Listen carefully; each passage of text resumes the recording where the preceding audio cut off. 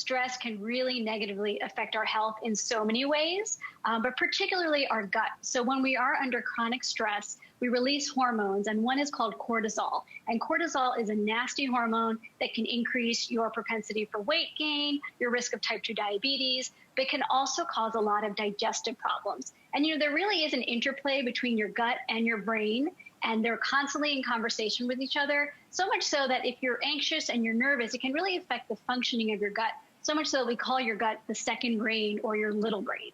The nervous stomach, the butterflies in your stomach, what's happening here? So when your brain gets stimulated by anxiety or nerves, it sends signals down to your gut through what's called the vagus nerve. This is one of the largest, most important nerves in your body.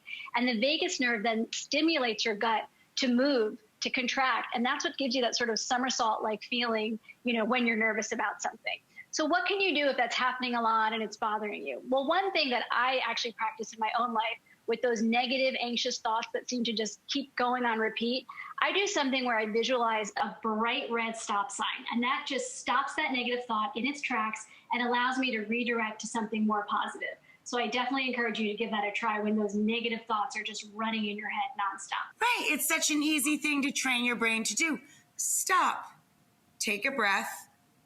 Exactly. Just stop. Okay.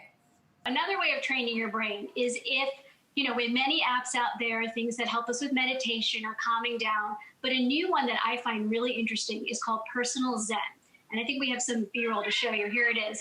Basically, with Personal Zen, it engages you in a game that trains your brain to be more positive. You have to click on positive imagery and bright, shiny things. And it doesn't sound like it would work, but it actually has been shown clinically to help your brain go toward a more positive frame of mind as opposed to a negative frame of mind. So really fascinating app. You can give that one a try.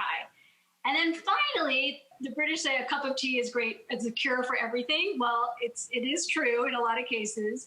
And, there are many herbal teas now that have these great, mood boosting herbs. Things like the chamomile tea. I'm holding peppermint right now. We have lemon ginger right here, and then this is the chamomile.